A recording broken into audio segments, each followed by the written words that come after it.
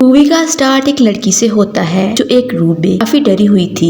इसके पास एक टॉर्च थी जो इधर उधर देख रही थी। वहीं अचानक एक शक्ति लड़की का गला दबाकर इसे मारने लगती है, मगर थोड़ी देर के लिए इस लड़की को लगता है कि वो बच गई है, पर वही कोई इसके गले पे फंदा डालकर इसे बाहर खींच रहा था और वही इसे लटकाकर मार दिया जाता है और इसके हाथ से एक इन्वेलप नीचे गिरता है। फिर मूवी में 4 लोगों को दिखाया जाता है, जिसमें हैरिस की वाइफ हेली और इनकी फ्रेंड कीरा और सिड। ये सारे अपने फ्रेंड डेविड के फ्यूनरल पर आए हुए थे। कुछ टाइम बाद हेली घर आ जाती है और हैरिस अपने फ्रेंड के साथ टाइम स्पेंड कर रहा था। ये तीनों चाहते थे कि अपने फ्रेंड को हैप्पी अलविदा करें। तीनों रात को ग्रेवयार्ड में आ जाते हैं। यहाँ आकर तीनों दारू पीते हैं। हैरिस कीरा जो इसकी एक्स गर्लफ्रेंड थी इसके साथ बिजी होता है। फिर सिड को डांस करते हुए ग्रेव से एक इन्वेलप मिलता है। ये वही था जो मूवी के स्टार्ट में लड़की के हाथ से गिरा था, जिस पर लिखा था जो लोग अभी जी रहे हैं इनको ये जिंदगी मुबारक हो, जितना भी जियो खुलकर जियो। अब ये तीनों फन करते हुए ग्रेवयार्ड में मजे करने के लिए डांस करते हैं। सुबह हैरिस घर आ जाता है। इधर हेली को बार बार डोर टोर होता हुआ सुनाई देता है जहाँ कोई नहीं था। इसके साथ बहुत अजीब हो रहा था। फिर इसे फोन पर किसी लड़की की आवाज सुनाई देती है। रात में बिल्ली के रोने की आवाज आती है। फिर इनके घर में कोई पियानो बजाने लगा था। अब ये डेली ऐसा ही होने लगा था। फिर हैरिस डोर पर सिक्योरिटी अलार्म लगा देता है। एक दिन हेली जब कमरे में अकेले सो रही थी,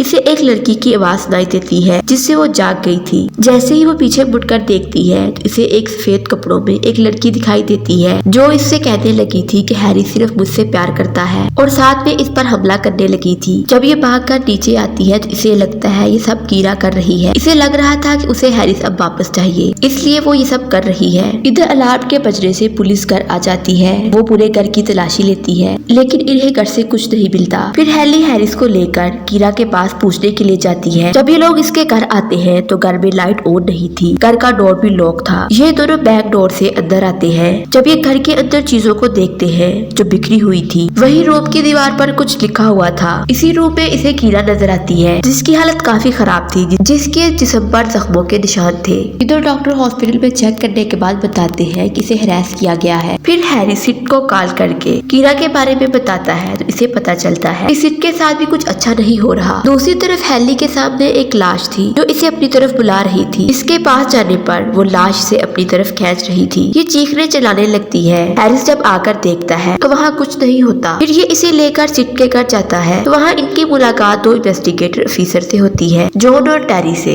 इसके घर में भी वही कुछ हो रहा था जो हैरिस के घर हो रहा था। वहाँ बार बार आग लग रही थी और बच्चों के पाँव के निशान नजर आते हैं। सिड को लगता था कि इस घर में कोई भूत है। कीरा ने भी बताया था कि इसके साथ भी कुछ ऐसा ही हो रहा है। यहाँ इन तीनों के साथ एक ही मसला था। हेली के फोर्स करने पर ये इन्हें फ्यूनरल वाली रात के बारे में बताते हैं कि इन लोगों ने ग्रेव पर डांस भी किया था और इसके साथ साथ और भी अजीब हरकतें की थी। फिर ये इनको उस कार्ड के बारे में बताता है जिससे जॉन और टेरी को इससे कुछ क्लू मिलते हैं। स्टडी करने के बाद इनको पता चलता है कि इन तीनों ने इस ग्रेवयार्ड के अंदर सोई हुई आत्माओं की इंसल्ट की है, जिसकी वजह से इन पर कर्ज लगा। ये सारा कुछ कर्ज की वजह से हो रहा था। इस कार्ड के अंदर जो पोएम लिखी हुई थी वो इन्हें मैनिपुलेट करने के लिए थी। इन तीनों को अलग अलग 3 आत्माएं तंग कर रही थी। इनके लिए अब 7 दिन ज्यादा खतरनाक होने वाले हैं। अब ये आत्माएं इनको मारकर ही छोड़ेंगी। दूसरी तरफ कीरा पर हॉस्पिटल में फिर हमला होता है। वो चीखती चिल्लाती है, चीजें तोड़ने लगती है। इसे चेक करने के लिए जो नर्स आई थी इसकी कंडीशन भी काफी खराब थी। नेक्स्ट डे सिड और हैरी जॉन और टेरी को लेकर इस ग्रेवयार्ड में आ जाते हैं और बताते हैं किसने कौन सी ग्रेव पर डांस किया था।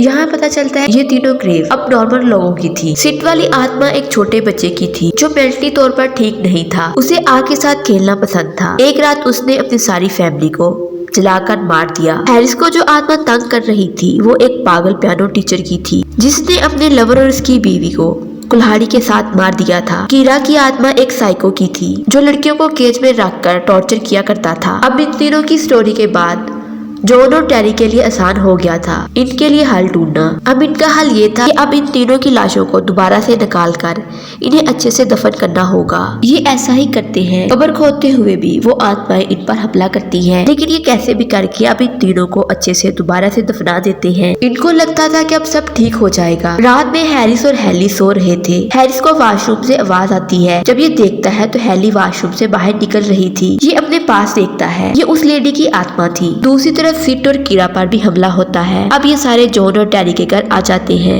उनसे पूछने के लिए कि हमारे साथ फिर ऐसा क्यों हो रहा है। इनको समझ नहीं आ रहा था कि ये शार्प क्यों नहीं गया। इनके पास सिर्फ आज की रात थी। इनके घर में भी हमले होने लगते हैं। कीरा पर वो साइको आत्मा हमला कर देता है। कीरा इससे बचने के लिए बेसमेंट में चली गई थी। वहाँ इसे वो लड़कियां नजर आती हैं जिनको वो साइको आत्मा टॉर्चर किया करता था। कीरा ये सब फील कर रही थी। वही आत्मा इसका शिकार करके इसका गला काट कर इसे मार देता है। अब ये सारे इस घर पे नहीं रहना चाहते थे। वही सारा घर हिल रहा था जब ये डोर खोलते हैं। वहाँ आयरन के पिंजरे ने घर को चारों तरफ से कवर किया हुआ था। अब कोई भी डोर या विंडो नहीं खुल सकता था। ये सारे सोचते हैं कि अब हमें क्या करना चाहिए। फिर टैरी स्टडी करती है। इसे पता चलता है कि शार्प क्यों खत्म नहीं हो रहा, क्योंकि इसने बैग के अंदर 3 हेड को रखा हुआ था। ये इनको ऐसा प्रोजेक्ट यूज करना चाहती थी। तो अब इसे कोई फर्क नहीं पड़ा था, लेकिन अब इसकी जान भी खतरे में थी। इधर कीरा की लाश गायब हो चुकी थी। पियानो टीचर ने इसकी बॉडी को पोजेस्ट कर दिया था, जो अब इन पर हमला करने लगी थी। ये सारे इन तीनों हेड को लेकर यहाँ से भागने लगे थे। वही टैरी को इस आत्मा ने मार दिया था, जबकि दूसरी तरफ सिट को बच्चे की आत्मा कमरे में बंद करके आग लगाकर मार देती है। इधर जॉन जख्मी हो जाता है। हैरिस इस बैग को लेकर ऊपर जाने लगता है। वही वो आत्मा आकर इन पर हमला कर देती है, जबकि दूसरी तरफ हेली अपने पति को बचाने के लिए आ गई थी। हैरिस के साथ हेली पर भी हमला होता है। इस आत्मा ने हैरिस को जिंदा ही दफन कर दिया था। वही जॉन आकर इन हेड को दफना देता है। इस तरह ये कर्ज हमेशा के लिए खत्म हो जाता है। हेली और जॉन मिलकर हैरिस को बाहर निकाल लेते हैं। आखिर में दिखाया जाता है कीरा और सिट को दफना दिया गया था और अब इनकी जिंदगी कर्ज से हमेशा के लिए खत्म हो गई थी। यूं मूवी का एंड हो जाता है। वीडियो अच्छी लगे चैनल को लाइक, शेयर एंड सब्सक्राइब जरूर करें।